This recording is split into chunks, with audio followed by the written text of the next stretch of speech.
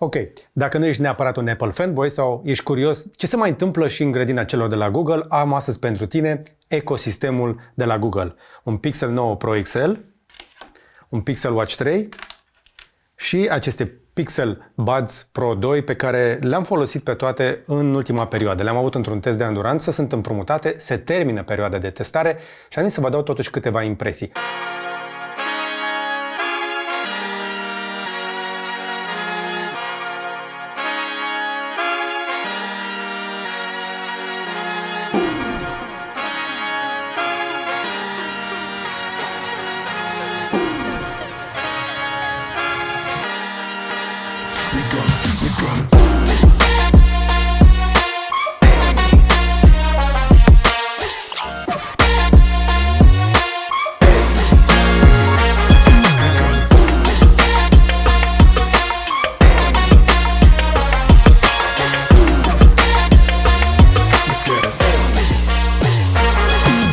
Am amânat acest clip pentru că am așteptat să vină în sfârșit Android 15 și integrările acelea cu Google Gemini, cu care chiar încercam să mă joc fix acum, pentru că am reușit să-l fac să meargă și mai bine să vă arăt.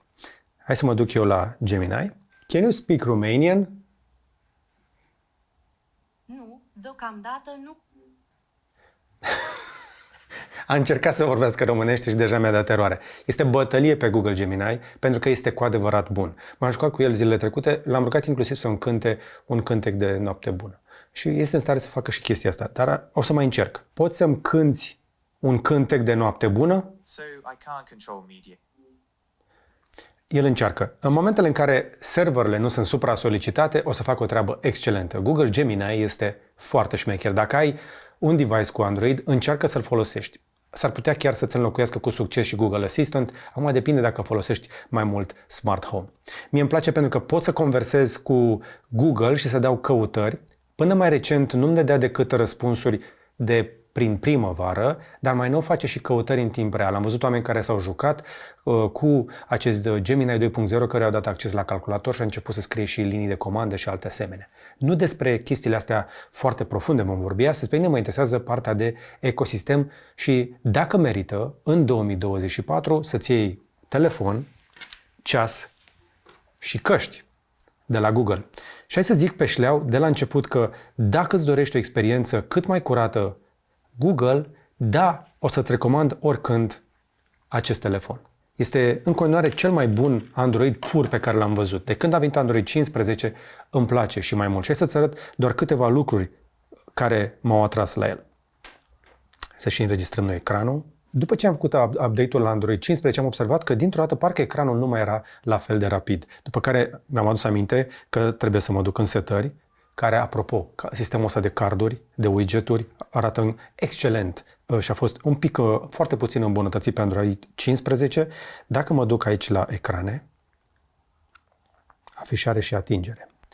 Așa, la afișare și atingere, display and touch, probabil în engleză, eu o să le fac în limba română pentru cei mai mulți dintre voi. La partea de ecran poți să-ți alegi temă întunecată și așa mai departe.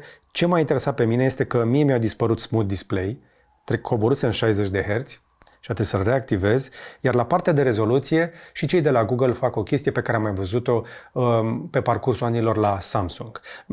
A venit pe rezoluție înaltă, zic ei, adică acest 1008 pe 2244, când de fapt rezoluția maximă a ecranului este cea de dedesubt. Dacă ai vedere bună, îți recomand să apeși acolo, mai ales că bateria acestui telefon ține mai bine ca niciodată.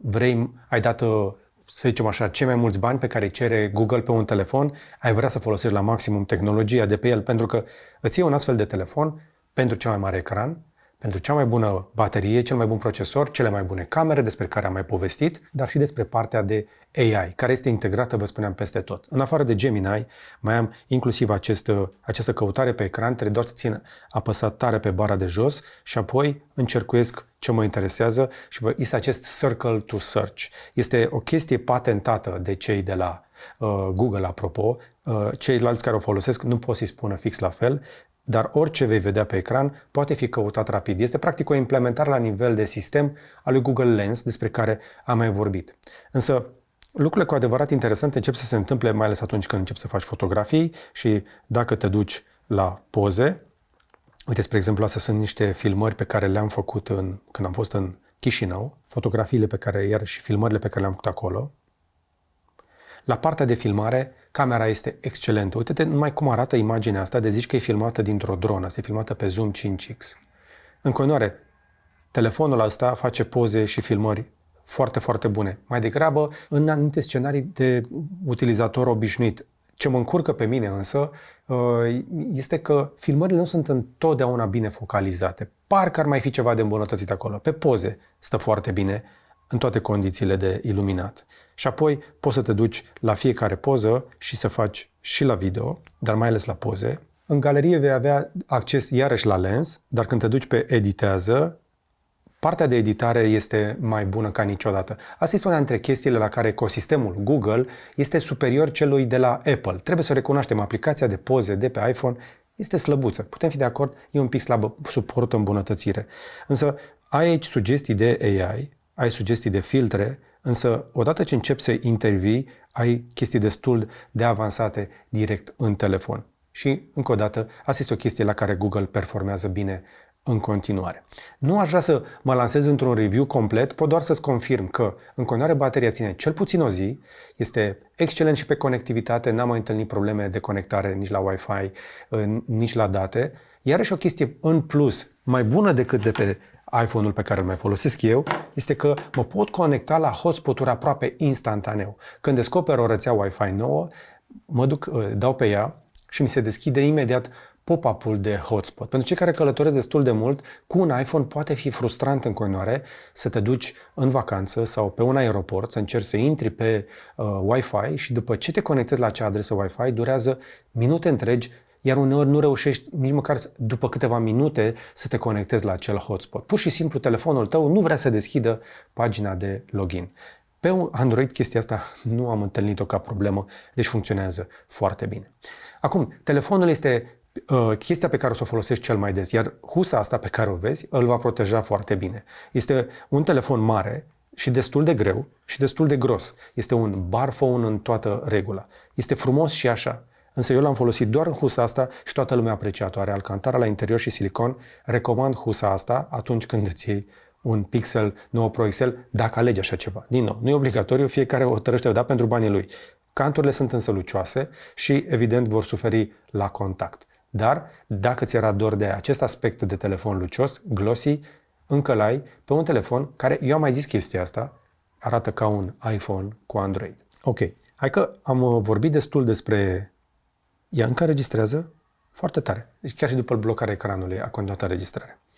Acum, nu aș vrea să insist foarte mult, vă spuneam, la partea de telefon, pentru că mai am două device-uri despre care vreau să vă zic câteva lucruri. Nu se vede foarte bine, dar sunt un pic tocite, pentru că aceste căști au stat în buzunarul meu destul de mult în ultimele 2 luni. Le-am folosit alternativ și cu altele, dar le-am folosit mult. Am deja sute de ore pe ele și le-am adus exact așa cum le-am folosit, fără să le pregătesc în mod special. Apropo, dacă îl urmărești pe Radu Neagu, el o să-ți recomande să-ți cureți căștile de fiecare dată. S-ar putea să fie o chestie folositoare. Nu sunt eu cel mai grijuliu cu curățatul device-urilor mele.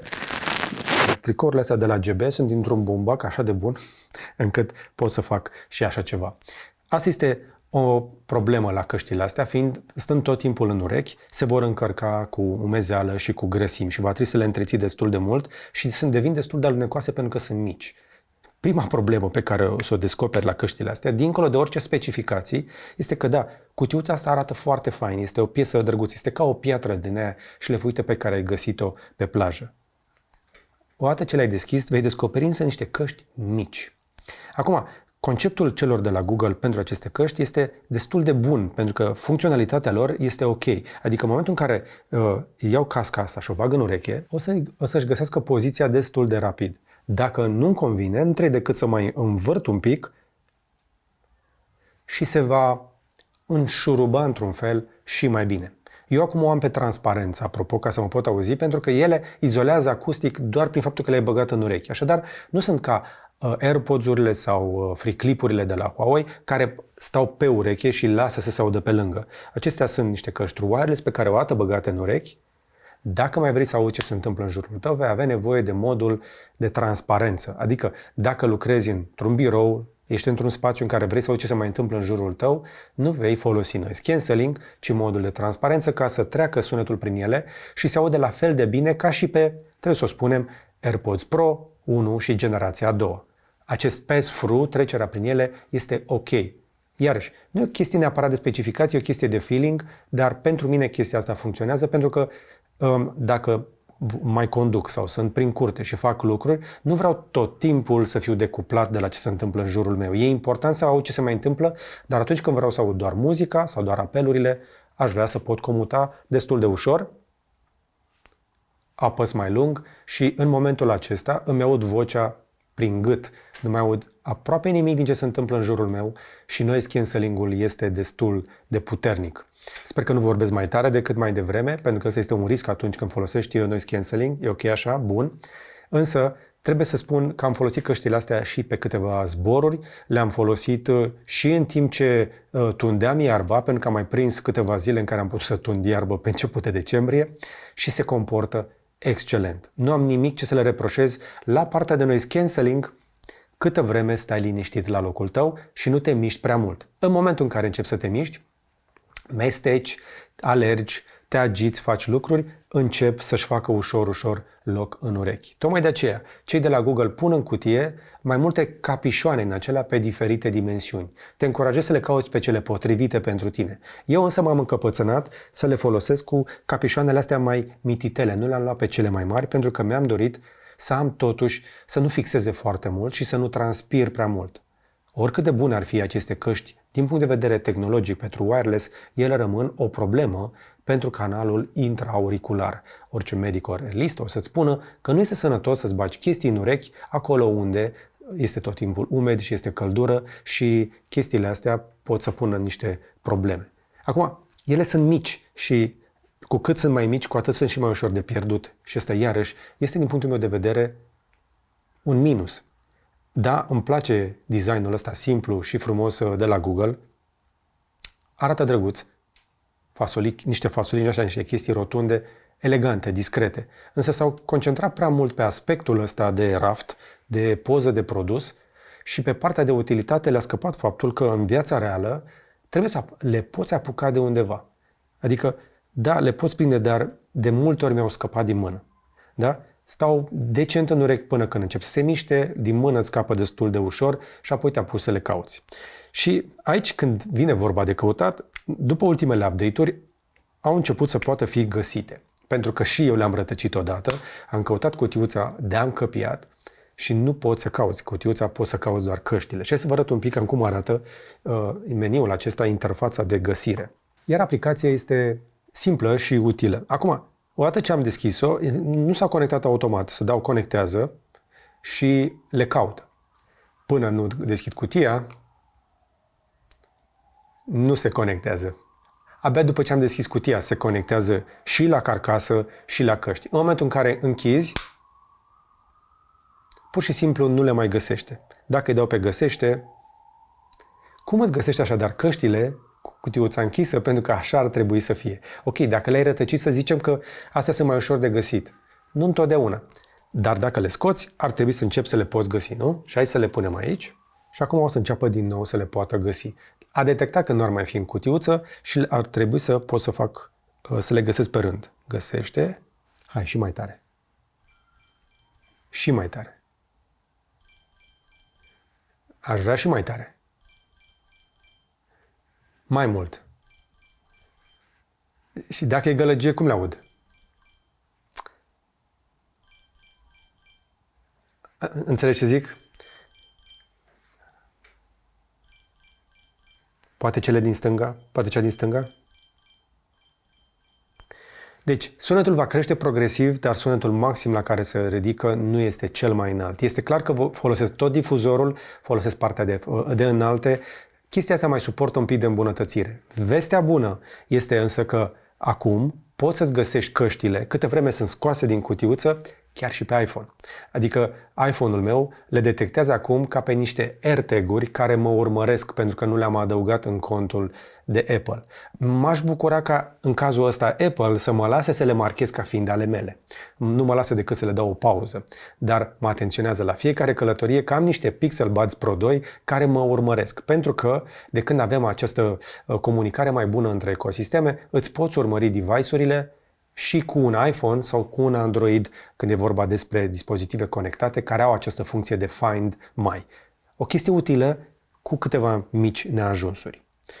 Foarte bune pe apeluri, foarte bune pe noise cancelling, interacțiune bună cu partea asta de Google Gemini și de inteligența artificială. Problema este că unele funcționalități sunt destul de limitate la ecosistemul Google.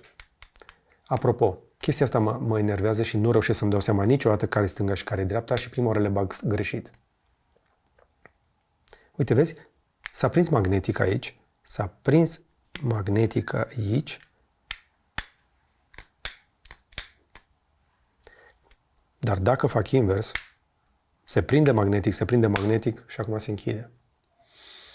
Este mult potențial. Sunt niște produse de bună calitate. Se vede clar că sunt niște oameni buni pe la design, niște oameni buni pe tehnologie, niște oameni buni pe software. Trebuie ca cineva să-i pună pe toți la un loc și să facă chestia asta cu adevărat competitivă cu niște AirPods Pro 2 sau cu niște FreeBuds Pro 4, cum sunt cele noi, spre exemplu, de la Huawei, pentru că un alt minus pe care pot să-l spun în legătură cu aceste căști este că, deși se aud bine, au tendința de a fi ușor metalice unor sus acolo pe înalte, nu se comportă foarte bine în partea de sus și nici nu suportă conectivitate pe codecuri cu lățime mare de bandă. Adică dacă ele se aud bine, s-ar putea auzi și mai bine dacă ar folosi un bitrate mai mare, o conectivitate mai largă cu un telefon.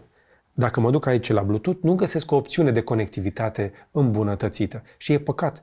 Sunt niște căști bune pe care le-am folosit cu mare plăcere, se aud excelent, noise cancelling, dacă le folosești pe avion vei vrea să asculți filme și muzică și conectivitatea îmbunătățită ajută. Da? Deci, mult potențial, încă sunt lucruri de îmbunătățit și la telefon și la căști. Din păcate, nu pot să laud mai mult ceasul. Am folosit și Pixel Watch 3 și trebuie să spun că este, încă o dată, exact ca la telefon, una dintre cele mai faine experiențe din ecosistemul ăsta de Android. Îmi place software-ul, îmi place ecranul, este mai mare, este mai luminos, este mai clar, este mai rapid decât generațiile anterioare. Se mișcă excelent. Câtă vreme ești în ecosistemul ăsta. Mă încurcă tranziția asta progresivă de la Fitbit către Google și m-aș bucura ca în cele din urmă Google să ia o decizie. Dacă mai păstrează Fitbit, să ne lasă să folosim Fitbit așa cum am făcut-o ani de zile. Dacă vrea să ne treacă pe Google, să facă ceva cu Google Fit. Dar să lămurească lucrurile, pentru că eu pentru a folosi acest ceas mi-a trebuit, nu exagerez, ore ca să-l fac să funcționeze, pentru că eu am un cont legacy, un cont vechi de Fitbit. Dacă vreau să îmi leg ceasul, a trebuit, spre exemplu, să trec prin aplicația Fitbit. Din păcate însă a trebuit să-mi fac un nou cont de Google pentru că contul meu de Google Workspace nu a mai funcționat în Fitbit.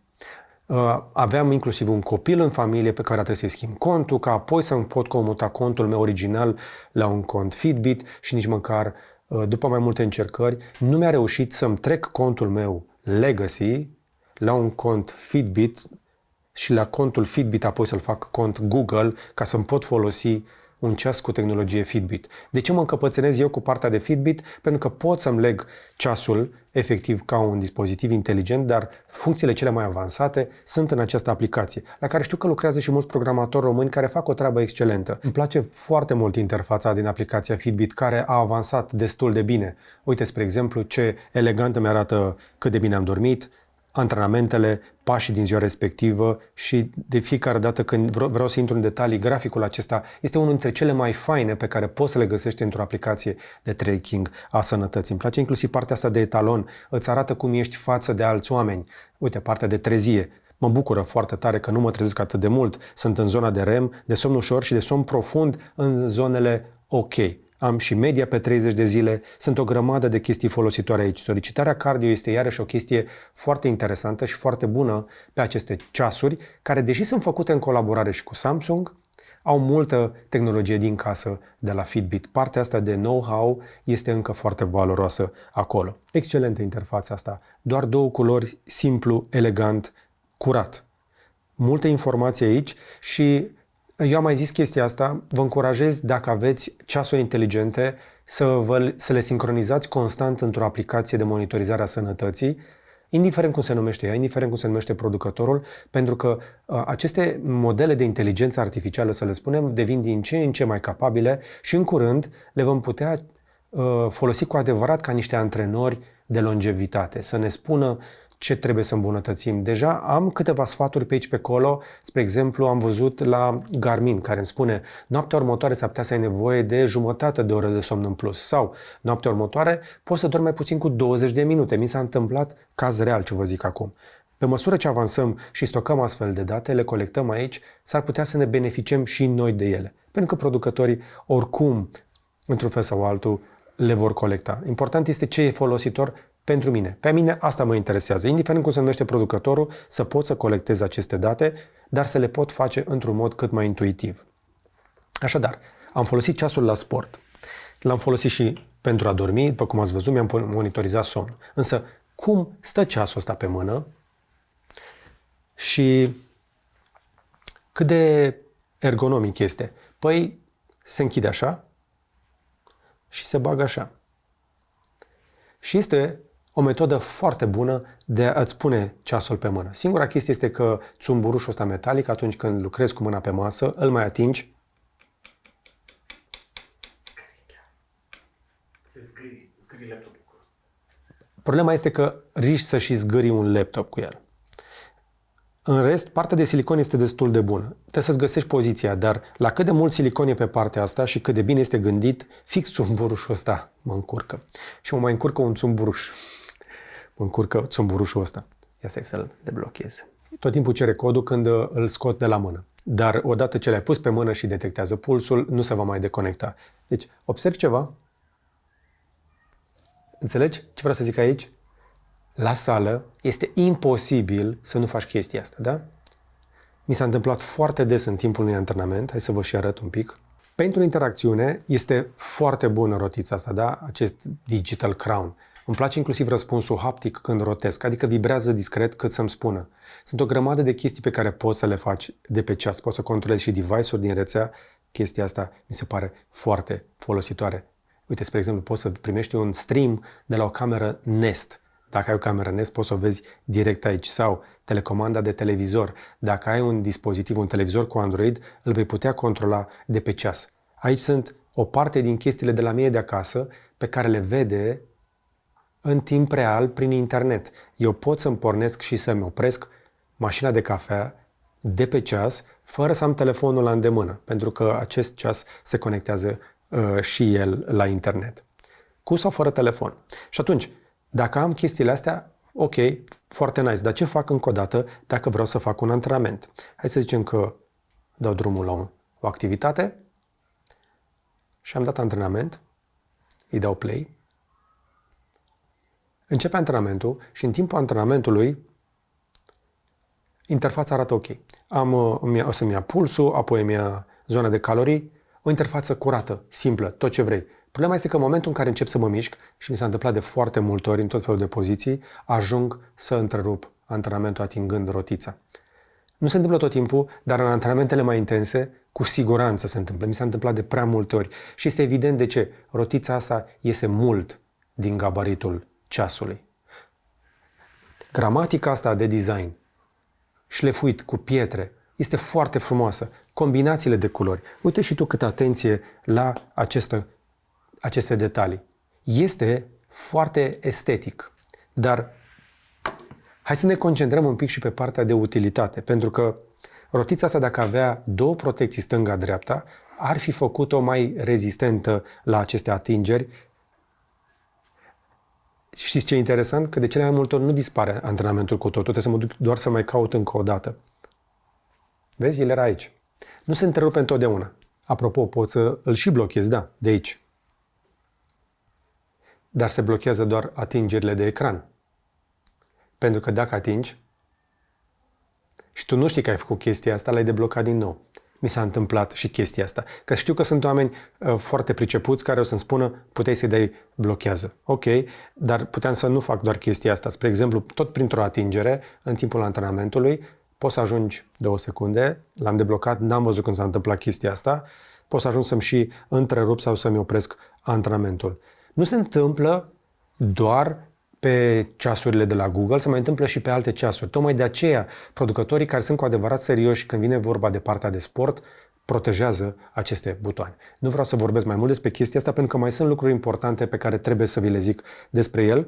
Interacțiunea cu aplicațiile este bună, notificările sunt bune, totul este în regulă. Cel mai mare minus însă al acestui ceas este că nu poți să treci de 24 de ore de utilizare completă. Și asta pune o problemă. Pentru că tehnologia de monitorizare a somnului de la Fitbit este atât de bună încât o să vrei să o folosești în fiecare noapte. Dar cum e greu să ajungi să treci de 2 zile cu ceasul ăsta, va trebui să cari după tine un astfel de încărcător. Și nu, chestia asta nu este un încărcător magnetic, dar nu este wireless, pentru că are niște pini care sunt aici și care trebuie să se conecteze pe spate. Și nu merg în orice poziție, ci doar către rotiță. Așadar, ești obligat să ai tot timpul la îndemână, să cari cu tine, oriunde ai fi, oriunde te duci, un astfel de cablu. Și poate fi frustrant, mai ales în călătoriile lungi, în zilele mai complicate, să te trezești cu bateria pe finish, chiar dacă îl folosești cu acest always-on display care reduce destul de mult luminozitatea. Sunt foarte mulți producători care folosesc ecrane cu OLED, dar care reușesc o anduranță foarte bună a device-urilor lor. Evident că sistemul de operare este sofisticat. Ce au pus Google aici este foarte complex. Am tot felul de grafice de puls, dar astea le-am mai văzut. Am un antrenament care este încă acolo în background. Însă, uite numai câte aplicații sunt aici și sunt toate încă o dată foarte bine integrate. Acum, mi se pare un pic masochism să-ți pui Gmail-ul pe ceas. Uite cum poți să-ți vezi, pe exemplu, un e-mail pe ceas. Pe Ultra e la fel. Este clar că cei de la Google încearcă să țină pasul cu lucruri pe care le face și Apple. Pe un Ultra, spre exemplu. El arată diferit, face lucrurile într-un fel altfel.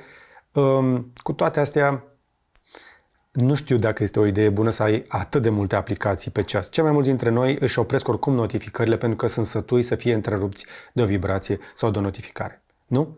Putem fi de acord că sunt prea multe notificări, dar sunt bune ceasurile astea conectate. Bine, mă interesează însă, înainte de orice, partea de monitorizare a funcțiilor vitale și doar notificările cu adevărat importante și nici Apple și nici Google încă nu au reușit să ne aducă acele notificări filtrate cu AI inteligent. Da? Mai avem încă de așteptat la capitolul ăsta. Dintre toate funcțiile alea însă utile de acolo, totuși, trebuie să reamintesc de funcțiile de monitorizare a inimii. Fitbit sunt printre pionierii care au introdus ECG. Funcțiile de relaxare și de respirație, nu râdeți, dar pot fi bune mai ales atunci când ești stresat. Sunt tot felul de antrenamente, există inclusiv un abonament Fitbit Premium pentru antrenamente și chestii suplimentare pentru cei care folosesc.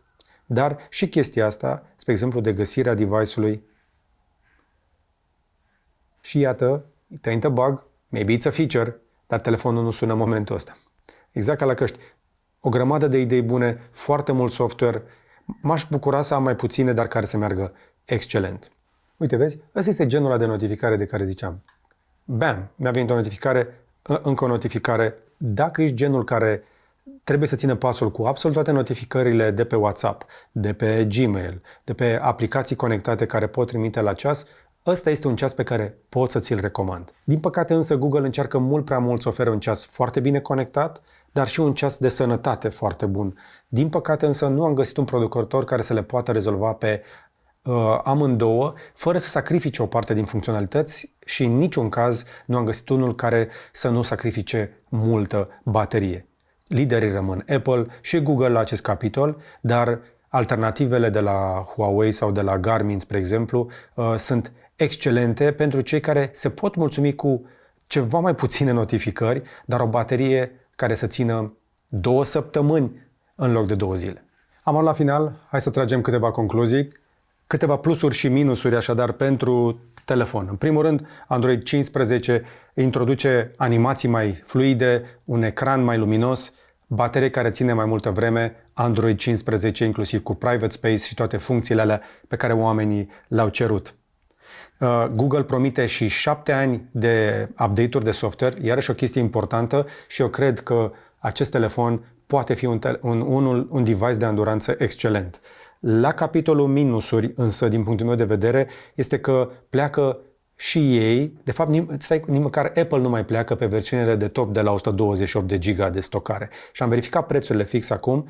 În sfârșit a revenit în stoc, că nu prea era de găsit, un Pixel 9 Pro XL de 512 giga. Există și de 256. Compresia este bună, ai Google Photos, ai Drive, ai o grămadă de opțiuni. Cu toate astea, dacă vrei să filmezi direct, local pe telefon, stocarea este întotdeauna bottleneck-ul, este limita, da? Și atunci, hai să vă zic repede prețurile pentru acest 9 Pro XL. La momentul la care fac eu review-ul, cel mai ieftin Pixel 9 Pro este ăla mic, care pleacă de sub 900 de euro. Pe la 1000 de euro, un pic redus, cu vreo 150 de euro, este cel de 256. La Pixel 9 Pro XL, versiunea de top, de 512 giga, în momentul ăsta este redusă de la 1430 pe la 1300 de euro. Sunt ceva reduceri, așadar Google a început să dea un picuț în preț, era de așteptat pe finalul anului. Device-ul lor de top, cu toate specificațiile, așadar, nu sare în momentul ăsta de 1300 de euro. Foarte important. Iar acest telefon de la mine din mână, spre exemplu, nu costă mai mult de 1100, pentru că este varianta de 1000-1100, depinde în ce perioadă îl găsești, pentru că e varianta de 128 de giga, cel care a ajuns la mine. Deși sunt mare fan al capabilităților de AI, o să trec la minusuri, faptul că integrările de AI sunt încă încetinite. Revin și mai încerc o dată, înainte de final. Hai să mai încercăm să mai vorbim o dată cu Gemini. Tell me today's news. Okay, here's a recap of some of the biggest stories today. There's been a deadly shooting at a Christian school in the US state of Tennessee. Police say a 15-year-old female student was the shooter. Also, Bine, spune-mi știrile din România, te and there are rog. reports of North Korean troops being killed while fighting alongside Russian Ok, forces. tell me news from Romania. Okay, here's a quick recap of some of the biggest stories in Romania today. The new highway connecting Sibiu and Pitești is now open, which is great news for drivers in the area. Also, Hungary's MVM Group has Can you reached a speak deal to Romanian, buy please? Sigur, pot să vorbesc română. Ce ai vrea să discutăm? Spune-mi știrile de azi. Mai devreme ai văzut că a spus că nu poate vorbi. Could you tell me today's news in Romanian language? Sigur, iată principalele știri din România de astăzi. În primul rând, noul autobuz electric produs în România a fost lansat oficial. Acesta este considerat un pas important pentru transportul public ecologic în țară. De asemenea, a fost semnat un acord între România și Germania pentru cooperare în domeniul energiei regenerabile. Acest parteneriat va sprijini dezvoltarea de noi proiecte de energie verde în România. În sfârșit, a avut loc o manifestație împotriva schimbărilor climatice în centrul Bucureștiului. Mii de oameni au ieșit pe străzi pentru a cere măsuri urgente pentru protejarea mediului. What date are these news from? I apologize. Those news stories are actually from December 16th, 2024. I should have mentioned the dates. Știi tu vreo demonstrație în centrul București? Nu, pentru schimbări? Ai, pe bune. Ok. Așadar, Gemini evoluează sub ochii noștri. Software-ul mai creșuiește. Se întâmplă multe chestii sub ochii noștri și nu doar cei de la Google lansează produse nefinalizate cu software care încă are nevoie de îmbunătățiri. Am mare încredere că Google va scoate un Gemini bun, dar încă nu este gata. Este din ce în ce mai bun și am reușit să îl conving până la un punct să și vorbească în limba română, deși a dat pasa la o colegă, un AI. Îmi doresc să avem Gemini în limba română și cred că pe un Pixel 9 Pro XL să-l auzim pentru prima dată. Asta este și motivul pentru care am încercat să stau în acest ecosistem, mi s-a încheiat perioada de testare și ăsta îl consider eu, din punctul meu de vedere, un minus. Nu sunt ei primii care au promis intelligence pe device-urile lor, dar de la Google avem așteptări mai mari pentru că sunt cei mai avansați. Nu au lansat ei cel mai mare calculator cuantic acum. Ultimul minus pe care trebuie să-l spun și nu e doar ca să fac o plasare pentru încărcătoarele noastre astea puternice de pe gb.ro. Apropo, ăsta de 100 de W cu 3 mufe este genial, le iau peste tot în toate călătoriile și cu un cablu de încărcare bun îți încarcă și laptopuri și telefoane. Pixel 9 Pro XL nu are o încărcare foarte rapidă. Telefonul suportă doar 37 de W și, evident, Google, ca și Apple, nu pune adaptorul în cutie. Acum, 37 de W e cam pe acolo, cam cu cât oferă și Apple. Cred că se concurează la cât de puțin W să pună pe viteza de încărcare. They are playing it safe, adică merg la sigur, nu-și asumă prea multe riscuri, deși mulți producători deja oferă telefoane care se încarcă cu 66, 80, 90, 100 și de W, fără niciun fel de probleme, mai ales pe telefoane de tehnologie nouă cu baterii silicon carbon. Aici sunt multe chestii similare, comparative cu ce face, spre exemplu, și Samsung pe Galaxy S24 Ultra, însă, din punctul meu de vedere, acesta este cel mai complet Android din 2024. Dacă vrei experiența pură de la Google, acesta este telefonul pentru tine. Am zis prețurile la telefon, repede și prețurile pentru căști. Îmi place că Google s-a cam aliniat cu prețurile celorlalți producători, dar asta nu e neapărat un avantaj, pentru că undeva în zona de sub 250 de euro mai poți găsi câte un discount, le găsești, spre exemplu, zilele astea pe la vreo 220-230 de euro. Problema este că la același preț o să găsești și Sony WF 1000X Mark V. Sunt niște căști care mie mi-au plăcut în mod deosebit pentru partea de noise cancelling și cât de bine stau în ureche și cât de bine poți călători cu ele. Însă și AirPods Pro 2 sunt tot în aceeași zonă de preț și sunt niște căști excelente pe care le poți folosi chiar și cu un Android. Dar ca la Pixel Buds Pro 2, integrarea este întotdeauna mai bună cu telefonul de la aceeași marcă. Ar mai fi acele Huawei FreeBuds Pro 4 pe care abia le-am văzut lansate și între toate căștile de care ți-am spus mai devreme, acelea suportă cel mai avansat codec pentru partea de transfer de date, de sunet între telefon și căști. Am văzut un difuzor mare, un tweeter cu planar magnetic, abia aștept să le testez, însă pe final de an cam așa arată prețurile și pentru căști, iar la capitolul ceas, prețurile sunt tot așa destul de aliniate. În momentul acesta, Pixel Watch 3 la momentul review-ului meu este redus de la 550 la 450 de euro în varianta pe calibrul ăsta de 45 de mm, dar există și un calibru de 41 de mm, care din păcate este ceva mai mic, dar și bateria ține mai puțin. Acela este în momentul ăsta redus de la 399 la 333. Sunt convins că mi-au scăpat o grămadă din detalii. Însă nu m-am concentrat pe ele. Am vrut să vă dau o experiență de utilizare cu plusurile și minusurile pe care le-am observat eu. Mai sunt și alți creatori pe internet, uitați-vă la toți și luați-vă deciziile singuri. Ce ai văzut aici, ca la cripto, nu e recomandare de cumpărare.